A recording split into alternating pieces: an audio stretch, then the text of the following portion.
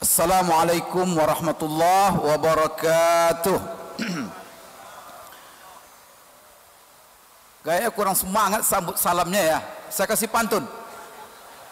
Ini orang Riau ini harus dikasih pantun ini Pak Zawawi. Saya kasih pantun ini. Di malam hari tak ada penyengat. Penyengat ada di pagi hari. Karena saya ulangi sekali lagi. Assalamualaikum warahmatullahi wabarakatuh.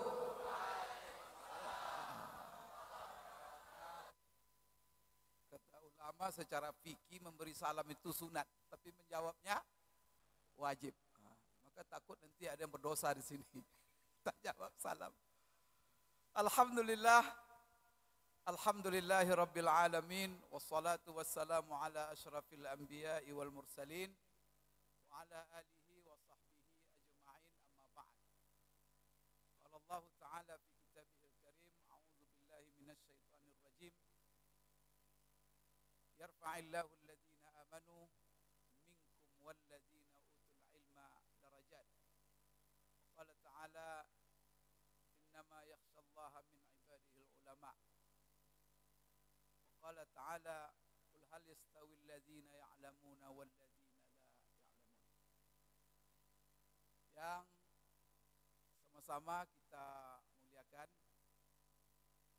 Bapak Haji Zawawi yang datang dari jauh. Masya Allah ini pejuang, mujahid. Masya Allah geraknya luar biasa, bermanfaat, setiap langkah geraknya bermanfaat untuk umat, untuk agama, untuk umat. Doakan semoga beliau selalu sehat walafiat, panjang umur, dan diberi kekuatan selalu untuk berbuat lebih banyak untuk agama dan umat ini. Kemudian alhamdulillah hadir bersama kita juga Rektor UIN. Terima kasih Pak Rektor yang telah menyediakan waktu untuk hadir di majelis yang mulia ini. Kemudian yang saya muliakan Ketua Yayasan Dr. Dasman, Masya Allah, ini ulama kita, ini boleh dikatakan di Indonesia ya, doktor hadis, ini baru beliau ini, ini luar biasa, dan dia ditakhasus dalam ilmu rijal, maka ini adalah kebanggaan bagi, bukan Riau saja, ini bagi Indonesia. Alhamdulillah hadir bersama kita juga atau direktur pimpinan Dr. Ali Masri Al-Indonesia. Dia ada Masrinya, ada Indonesianya. Ini beliau sebagaimana tadi dikatakan Pak Zawawi, beliau ini dari S1, S2 sampai S3. Kami bersama-sama dulu. Ini juga Ustadz Akmal Munir. Cuma Akmal Munir dia pintar, cepat, dia keluarnya 4 tahun. Kalau kami agak lambat sekolahnya, belajarnya sampai 14 tahun, 15 tahun. Nah, jadi kena ada orang, kenapa kok Buya Mawardi itu lama sekali sekolahnya sampai 14-15 tahun di Madinah katanya. Ya kena nangkapnya lambat jadi lama belajar. Tapi ada yang 4 tahun selesai. Alhamdulillah. Maka Dr. Akmal ini 4 tahun ini. Wah, dia termasuk orang-orang yang tercepat. Alhamdulillah juga hadir bersama kita pejabat-pejabat. Di sini ada Pak Zulher, Masya Allah, terima kasih. Kemudian tidak bisa saya sebutkan satu persatu. Di sini ada Dr. Subirman. Kemudian ada lagi dari apa namanya, dari Prokopimda ya, Kabupaten Kampar. Tadi ada mewakili Pak PJ Bupati. Kemudian tadi ada juga Dr. Sarul Aidi sebagai anggota DPR RI dari dapil kita di sini. Kemudian yang saya muliakan Bapak Ibu sebagai orang tua wali murid. Kemudian yang kita banggakan bersama, yang kita muliakan bersama hari ini kedatangan kita majelis khusus dibuat untuk mereka, yaitu untuk para wisudawan angkatan keempat Kemudian tadi ada lagi yang wisuda tahfiz Quran, kemudian tahfiz hadis, hifzul hadis, luar biasa.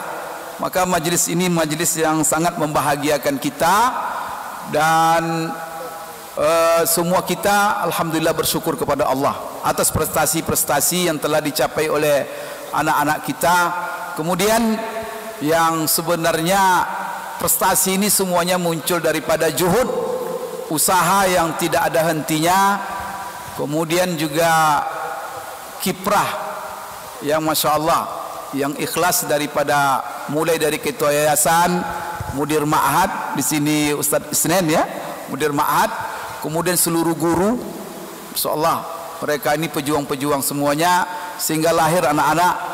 Kemudian yang kita lihat tadi prestasi-prestasi mereka, karena mereka berprestasi bukan datang begitu saja, tetapi melalui proses yang panjang, proses yang tidak mengenal lelah daripada pejuang-pejuang para guru, mulai daripada ketua yayasan, kemudian juga seluruh pengurus yayasan, guru-guru, dan tentu kita semua.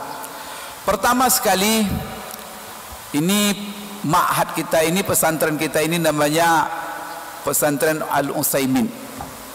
Ini mengingatkan kepada kita, dan saya sendiri secara khusus karena lama di Saudi, seorang ulama besar di Saudi. Saya boleh dikatakan sering mengikuti majelisnya ketika beliau hidup dulu. Semasa beliau hidup saya sering duduk di majelisnya. Beliau itu namanya Muhammad Ibnu Saleh Ibnu Utsaimin. Beliau ini adalah seorang ulama besar Saudi yang berasal dari Unaiza. Unaiza itu terletak di provinsi Al-Qasim, Saudi Arabia. Dan ini ulama ternama. Beliau lahir pada tahun 1929 dan dia sudah wafat. Wafat beliau itu tahun 2001 bulan Januari. Maka beliau itu berumur lebih kurang 70 tahun hidupnya. Dan penamaan pesantren ini sangat tepat sekali, dengan penamaan menisbatkan kepada Utsaimin, karena selalu akan mengingatkan kepada kita sosok ulama yang luar biasa, keilmuannya luar biasa, dan dia alim dalam seluruh bidang ilmu pengetahuan. Kemudian sebelum dia menjadi ataupun dikenal sebagai seorang ulama besar dan skala Saudi, tetapi di skala internasional, beliau ini terkenal dengan kegigihan belajarnya. Maka perlu gayanya sosok sirah beliau ini selalu diulang-ulang di hadapan anak-anak didik kita, supaya beliau ini menjadi contoh dalam perjuangan belajar bagi anak-anak didik kita. Maka beliau ini memang menghabiskan waktunya, hidupnya untuk belajar dari halaqah ke halaqah. Maka guru-guru beliau itu ulama-ulama terkenal di Saudi Arabia khususnya. Beliau belajar di syekh yang terkenal, mufassir terkenal, dan juga alim namanya Syekh Abdurrahman bin Nasir As-Sa'di. Itu guru utama beliau.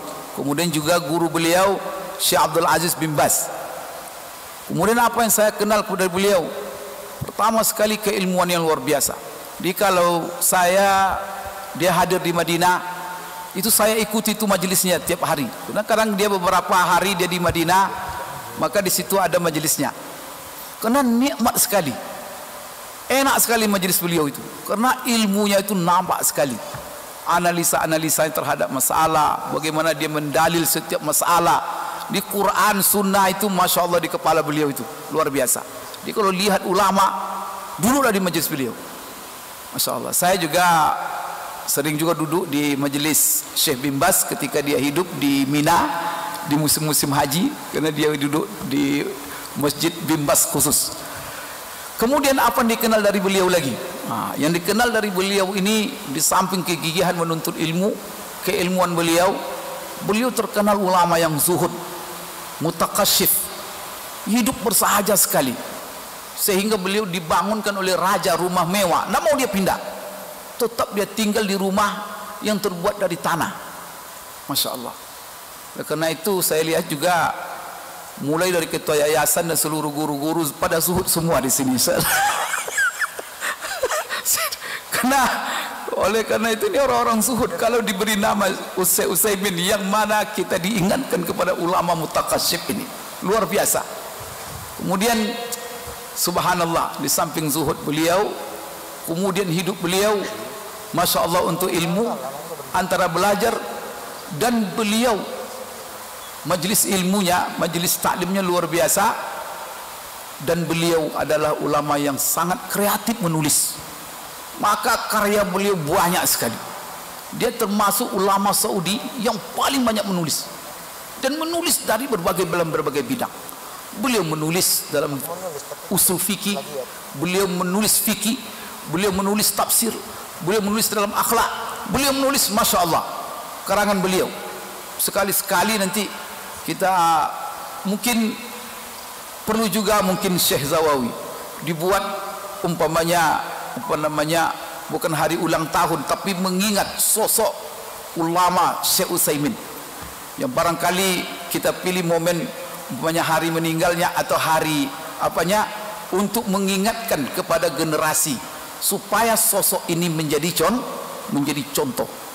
Kemudian ada lagi yang saya menarik sekali dengan beliau ini, karena beliau tawaduk sekali, orangnya pendek, maka tidak tinggi. Saya ketika berjalan dengan dia, mengiringi setinggi telinga saya, dia pendek orangnya, tapi masya Allah kepalanya isinya la ilaha illallah. Wajahnya mirip dengan Pak Zawawi kita ini. Saya tadi ketika melihat Pak Zawawi ingat Syekh Utsaimin tadi. Allahu Akbar. Karena saya kadang-kadang kalau bulan Ramadan, kalau dia selesai di Madinah, kemudian dia ke Mekah, saya ikut ke Mekah mengikuti majelis beliau. Memang nikmat sekali, menikmati beliau. Saya betul banyak guru-guru di Madinah, di Masjid Nabawi, kemudian ulama-ulama Saudi itu yang memberikan pelajaran. Tapi Syekh Utsaimin itu, Syekh Muhammad bin Shalih Utsaimin itu memang luar biasa keilmuannya. Maka saya minta sekali-sekali ini harus dijadikan semacam ini diisi. Kalau di beberapa belahan dunia saya lihat ada hari mengenang Imam Ghazali, ada hari mengenang Ibnu Taimiyah, karena sosok ini kan sosok yang luar biasa, yang mana sebagian ahli biografi menceritakan seperti Ibnu Taimiyah dan Ghazali ini tidak mungkin lahir sosok kaliber manusia dilahirkan oleh seorang ibu sekaliber orang-orang seperti ini. Maka Syekh Utsaimin untuk kontemporer, dia ini adalah manusia yang luar biasa, ulama yang luar biasa. Ada yang menarik lagi, di samping keilmuannya, kegigihannya, kemudian kezuhudannya, tawaduknya, kemudian akhlaknya yang luar biasa. Dan ini bukan hanya dalam praktek hidupnya, tetapi juga di dalam kajian-kajiannya. Maka kajian-kajiannya itu menyejukkan. Dia itu diceritakan oleh orang dekatnya, dia pernah dari rumahnya ke masjid, dia membawa tempat membakar minyak harum itu dari rumahnya ke masjid, parfum seperti kayu gaharu kita kan, ditaruh keluar asap kan harum itu. Jadi dia bawa lah, berjalan dari rumahnya ke masjid. Tiba-tiba ada anak muda nakal. Di Saudi itu kan banyak dia nakal, itu anak-anak muda itu merokok dia. Maka langsung disamperinnya Syekh itu. Syekh itu lagi, ini Syekh besar, dia dari rumahnya membawa api itu.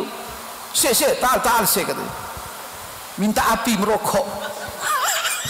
Syekh Utsaimin dimintai oleh anak muda api rokok karena dia membawa. Kan terbayangkan, coba dengan murah hati Syekh tadi disodorkannya api tadi, dan Syekh tidak ngomong sama sekali. Setelah itu terima kasih, pergi dia. Tapi ada orang yang lihat, kemudian dia kasih tahu, kamu tahu siapa itu? Karena dia tidak tahu bahwa itu Syekh Shalih Utsaimin. Masya Allah. Tapi akhlaknya, ya, dia tidak menghardik, dia tidak mencela. Coba kalau kita itu, kalau bapak ibu bawa api itu, tiba anak muda minta apa? Kira-kira guru-guru Utsaimin di sini lah. minta untuk menyalakan rokok. Kira-kira bilang apa? Langsung dihardik mungkin, langsung dicaci mungkin. Tapi Syekh tidak ada ngomong, Syekh itu langsung dikasih semua orang. Tapi setelah itu membuat anak muda itu tobat. Maka setelah tahu bahwa itu Syekh Shalih Utsaimin dan bagaimana akhlak Syekh tadi, maka anak itu dicarinya Syekh itu, kemudian dicium-ciumnya Syekh itu dari tobat, tidak merokok lagi setelah itu. Masya Allah. Itu ya ulama. Nah, kemudian juga dia, Masya Allah, selalu menempatkan segala sesuatu. Saya membaca di buku fatwanya, dia ditanya oleh seorang anak muda. Jadi ilmunya itu menyatukan, sekalipun berbeda, tapi dia membawa kedamaian, persatuan, bagaimana menyikapi dengan orang yang berbeda. Dia pernah ditanya seorang anak muda yang pencinta majelis dia juga, tapi orang luar negeri asing. Jadi, Syekh, zikir berjamaah setelah sholat itu kan bid'ah. Ini Syekh itu kan ya fatwanya kan bid'ah. Ulama Saudi kan mengatakan bahwa zikir bersama itu bid'ah. Lalu iya kata Syekh itu, bagaimana Syekh kami di negeri kami Syekh, orang pada zikir berjamaah. Bagaimana saya mengambil sikap ketika saya masuk masjid? Ini ulama ini yang perlu dicontoh. Bagaimana dia menjawab? Maka saya masuk masjid, di situ orang berzikir berjamaah. Lalu Syekh, kalau saya ikuti, saya berbuat bid'ah. Bagaimana saya harus bersikap? Saya keluar, saya kadang di saf pertama. Kalau saya keluar sedang mereka berzikir, berapa saf yang saya langkahi itu? Nanti banyak orang tersinggung. Kalau saya ikuti, saya berbuat bid'ah. Kalau saya pergi, banyak orang tersakiti. Apa sikap yang harus saya lakukan? Maka dalam fatwa itu saya katakan, kalau kamu akan tersinggung jemaah itu melihat kamu pergi, kamu duduk, diam kamu. Duduk kamu, diam kamu, tunggu mereka sampai selesai, demi menjaga perasaan dan hati mereka. Inilah fatwa Syekh Utsaimin yang luar biasa. Karena kadang-kadang ada orang sekarang menisbatkan pendapat-pendapat fatwanya ke Syekh Muhammad Shalih Utsaimin, tetapi tidak menimbang perasaan orang. Dan ini adalah akhlak yang sangat mulia. Kita tidak ada masalah berbeda. Perbedaan itu jangankan sekarang, di hadapan Rasulullah SAW saja sahabat-sahabat juga berbeda. Dan bahkan selama perbedaan-perbedaan itu perbedaan-perbedaan yang sah. Itu di zaman Rasulullah, di zaman sahabat. Dan ulama-ulama seperti ini itu menjadi contoh bagi kita untuk mengambil mauqif, sehingga kehadiran ilmu itu betul-betul membawa kedamaian. Kehadiran ilmu itu, ulama itu betul-betul menyejukkan. Kehadiran ilmu dan ulama itu betul-betul menyatukan. Maka di sini Bapak Ibu sekalian, alhamdulillah saya bangga sekali dan senang sekali dengan keberadaan saya ini menjadi ketua MUI di Kampar ini, Pak Zawawi, sudah menjelang 20 tahun ini. Jadi saya ini sudah 4 periode menjadi ketua Majelis Ulama Indonesia di Kabupaten Kampar ini, dan saya bahagia sekali dan bangga sekali dengan kehadiran pesantren Ma'had Utsaimin ini. Dan saya terima kasih kepada Pak Zawawi memilih Bangkinang ya sebagai sentral sebagai tempat berdirinya ma'had ini. Dan saya dengar juga sudah ada ma'had banatnya. Maka ini luar biasa. Dan sekali lagi kami mengucapkan ahsanallahu ilaikum wa jazakumullahu khairal jaza ala hadhil juhud. Begitu juga Dr. Dasman yang Masya Allah di dalam ma'had ini punya peran yang sangat penting sekali, karena eksisnya pondok ini, ma'had ini juga barakah juhud beliau, Masya Allah. Dan juga dengan seluruh guru, mudir, karena bisa menyatukan potensi-potensi itu. Karena menyatukan potensi-potensi ini suatu yang sulit juga, sehingga berdiri sebuah muassasah tarbawiyah taklimiyah yang kita banggakan. Kemudian juga kita melihat khirish, walaupun ini dufa'ah keempat, tetapi kiprah daripada khirish yang sudah ada di Pondok Utsaimin ini luar biasa. Sudah memberikan prestasi-prestasi di mana-mana. Minimal coba lihat tadi beliau tahu bahasa Arab tadi, saya senang sekali mendengarnya. fasih sekali lisannya. Itu luar biasa itu. Jarang kadang tempat pondok sefasih itu lisannya di dalam mengucapkan huruf-huruf Arab, kemudian bahkan mengungkapkan pidato bahasa Arab. Dan juga tadi kita melihat wisuda-wisuda tahfiz, dan di sini banyak sekali. Saya ini juga selalu dibebankan di Provinsi Riau menjadi ketua Dewan Hakim Musabaqah Tilawatul Quran. Maka banyak para hafiz-hafiz dari Pondok Utsaimin ini. Kemudian juga para hafiz-hafiz penghafal hadis. Karena kita di dalam MTQ itu juga ada penghafal hadis 100 hadis dengan sanad, 500 hadis tanpa sanad.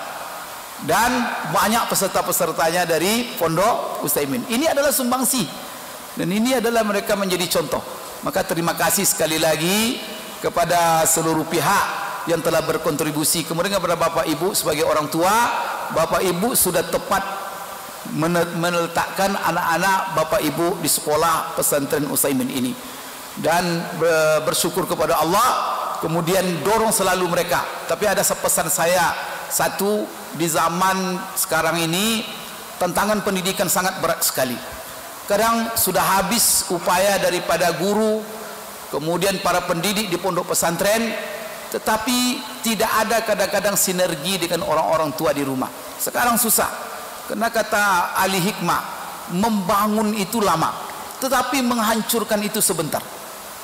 Kadang-kadang siang malam guru mengontrol anak-anak, kemudian membuat mereka komitmen sholat berjamaah untuk membaca Quran, tapi tiba di rumah, apa yang mereka lihat? TV saja. Dibiarkan mereka dengan HP saja. Di sini mereka sehari-hari dengan Quran, kemudian dengan belajar. Tiba di rumah tak ada menyinggung-nyinggung Quran sama sekali. Kadang-kadang dianggap di rumah itu balas dendam. Nah, kemarin katanya di pesantren tak bisa tidur, maka tidur aja berhari-hari dia di rumah. Ini Bapak Ibu sekalian, maka harus nyambung. Sebenarnya apa sebenarnya hakikat pendidikan di pondok ini? Kenapa ada yang namanya program-program? Mulai bangun jam berapa, jam sekian nanti apa kegiatan, terus begitu. Orang tua harus tanya. Dan guru-guru harus mengekspos kepada orang tua apa kegiatan, apa jadwal, apa schedule anak-anak kita, supaya schedule itu diteruskan di rumah. Mereka dididik di sini bukan untuk di pondok, supaya itu menjadi kebiasaan hidup mereka sampai nanti mereka akhir hayat. Di sinilah dibangun. Tetapi dibangun di sini, dihancurkan di rumah, balik lagi, mulai lagi guru untuk membangun lagi. Ini sangat repot. Oleh karena itu Bapak Ibu sekalian, kepada orang tua, maka saya pesan, mari kita sinergikan antara program pondok kemudian dengan apa kegiatan-kegiatan di rumah. Maka bentuklah lingkungan milieu ilmu pengetahuan sebagaimana yang telah dibentuk di pondok pesantren ini. Maka insya Allah kita akan berhasil dengan bersama. Kemudian kepada anak-anak yang masih belajar dan yang di wisuda, maka saya ucapkan selamat kepada kalian. Kemudian jangan berhenti. Ilmu itu tidak akan habis-habis. Maka kita berikan hidup kita semuanya untuk ilmu. Ilmu hanya akan memberikan kepada kita sebagian kecil saja. Apalagi kalau kita hanya basa-basi memberikan hidup kita, waktu kita untuk ilmu. Dan ingat, oleh kalian semua, pada kalian anak-anak saya semua ini, karena saya juga sudah tua, saya sudah punya cucu Pak Zawawi, udah 2 cucu saya, udah punya menantu 2 orang. Oleh karena itu, ini anak-anak SMA, ini anak-anak saya ini. Oleh karena itu, anak-anak sekalian, tidak ada yang paling mulia di dunia ini kecuali ilmu. Oleh karena itu, kalau kita ingin memuliakan diri kita, memuliakan keluarga kita, meninggikan martabat kita, ilmulah. Allah yang berjanji, yarfa'illahu alladhina amanu minkum walladhina utul ilma darajat. Manusia ini dibedakan oleh Allah dengan apa? Dengan ilmu. Maka Allah mengatakan, qul hal yastawil ladhina ya'lamuna wal ladhina la ya'lamun. Jangankan kita manusia, hewan saja kalau berilmu Allah angkat derajatnya. Maka Al-Qarafi dalam kitabnya Az-Zakhirah, ada kitab Az-Zakhirah fi Fiqhil Maliki, di muqaddimah kitab itu Imam Al-Qarafi menceritakan bagaimana Allah memuliakan ilmu pengetahuan. Maka sampai anjing pun kalau dia berilmu itu Allah muliakan. Maka ada anjing namanya Al-Kalbul Muta'allim, ada Al-Kalbul Jahil. Ada anjing pintar, ada anjing anjing bodoh. Kalau anjing pintar ini, kalau anjing bodoh ini, kalau dia menjilat atau menyentuh, itu disamak 7 kali. Tapi kalau anjing cerdas, kalau dia berilmu, nah, maka oleh karena itu, kalau anjing kita lepaskan, dia adalah anjing berburu dan memenuhi syarat-syarat. Syarat-syarat itu adalah ilmu sebenarnya, ketangkasan, kemahiran. Maka baca bismillah, lalu kirim. Maka kalau dia kirim, ditangkapnya buruannya, kemudian digigitnya, lalu dibawanya ke tuannya. Kalau ketemu itu mati, maka itu sah dimakan dan tidak perlu disamak-samak, dan coba dibersihkan 1 kali saja. Kenapa? Kata Imam Qarafi, karena dia al-kalbul muta'allim. Tapi coba kalbul jahil, umpamanya apa? Dikejarnya buruannya, lalu dimakannya, tidak dikasih sama Tuhan, itu kalbul jahil namanya, berarti belum terlatih. Maka 100 dia dikirim, 99 dia bawa kepada tuannya, itu berarti itu kalbul muta'allim, kata Imam Qarafi. Kemudian juga Imam Qarafi menceritakan, coba anjing, kenapa anjing menjadi misal? Anjing itu makhluk paling hina. Maka kalau ada orang bertengkar, saling menghinakan, kalau belum menyebut anjing, belum puas dia. Tapi kalau sudah menyebut anjing, baru dia puas. Karena itu hina, simbol kehinaan. Tetapi kalau dia berilmu, Allah angkat. Maka coba anjing-anjing yang boleh dipelihara, anjing-anjing yang punya kelebihan. Maka Imam Qarafi juga, ini terakhir Bapak Ibu sekalian, kena waktu, dia memisalkan juga burung hudhud. Itu coba lihat burung hudhud, itu burung yang sangat kecil, tetapi Allah angkat derajatnya untuk membawa surat Sulaiman. Padahal Sulaiman punya bala tentara untuk mengirim surat itu secepat mungkin. Padahal burung hudhud ini kecil, terbangnya lama sekali, tapi dia mendapat kehormatan untuk membawa lembaran surat yang isinya innahu min Sulaiman wa innahu bismillahirrahmanirrahim, nama Allah. Siapa yang mendapat kehormatan? Kehormatan adalah burung hudhud. Itu kisah burung hudhud itu panjang diceritakan oleh Imam Qarafi dalam kitab Az-Zakhirah, menunjukkan bagaimana Allah mengangkat seseorang. Kenapa burung hudhud? Padahal ada gajah. Jadi ukuran seseorang bukan badan kecil atau tinggi badannya. Banyak orang tinggi badannya, kepalanya tak ada isi ilmu. Tapi ada orang kecil, kecil sekali, tetapi Masya Allah kepalanya isinya ilmu. Maka ilmu akan mengangkatnya. Berapa banyak negeri? Yunani, tahu Yunani? Yunani itu negeri yang sangat miskin, sehingga Eropa mengeluarkan dia dari Uni Eropa. Malu Eropa bergabung dengan dia. Kenapa? Karena negeri miskin, tidak ada apa-apa. Yunani itu negeri yang paling banyak peminta-peminta di sana. Tapi siapa yang tidak kenal Yunani? Kita dari SD kenal Yunani. Maka dulu kalau almarhum Raja Pahat, dia punya istana di Yunani itu. Pernah ada pulau di Bolivia di sana. Maka dia selalu berlibur ke sana. Kalau dia turun, orang Yunani itu keluar minta sedekah di sepanjang jalan itu. Bayangkan itu. Memang negara miskin, tetapi coba lihat, kita sudah mengenal Yunani. Yunani dikenal dengan siapa? Dengan ilmuannya. Masya Allah, luar biasa. Ilmuannya ada Sokrates, ada apa lagi, Aristoteles, ada Plato, ada. Dengan ilmuannya mereka dikenal. Maka daerah sendiri, wilayah, ini kampar sendiri kalau keluar ulama-ulama. Malah di sini ada Dr. Dasman, ada Dr. Akmal Munir, ada. Kampar ini akan terkenal dengan ulamanya. Negeri saja terangkat oleh ilmu, oleh ulama. Apalagi keluarga. Kalau keluarga, kalau ada seorang ulama, maka ayahnya terangkat, ibunya terangkat, saudara-saudaranya. Karena orang akan menulis biografinya. Ketika orang menulis biografinya, pertama akan ditanya siapa bapaknya, siapa ibunya, siapa guru-gurunya. Terangkat semuanya dan diabadikan. Masya Allah. Oleh karena itu, ini adalah jalan kemuliaan. Maka beruntung Bapak Ibu sekalian, Bapak Ibu menyekolahkan anak-anak Bapak Ibu sekalian, dan juga para guru. Masya Allah, luar biasa perjuangan. Kemudian anak-anak teruskan ya, jangan berhenti di sini, lanjutkan ke pendidikan. Maka tadi saya setuju sekali Pak Zawawi, niat untuk mendirikan sekolah tinggi supaya nanti nyambung kurikulumnya, sehingga bisa di setel kurikulum sampai nanti menjadi ulama yang kita harapkan. Itu dapat saya sampaikan. Mohon maaf, terima kasih telah diberikan kesempatan kepada saya. Sekali lagi saya ucapkan selamat kepada wisudawan, dan saya juga berdoa taufik dan hidayah untuk kita semua. Aku qouli hadza wa astaghfirullah li wa lakum. Subhanakallahumma rabbana wa bihamdik asyhadu an la ilaha illa anta astaghfiruka wa atubu ilaik. Assalamualaikum warahmatullahi wabarakatuh.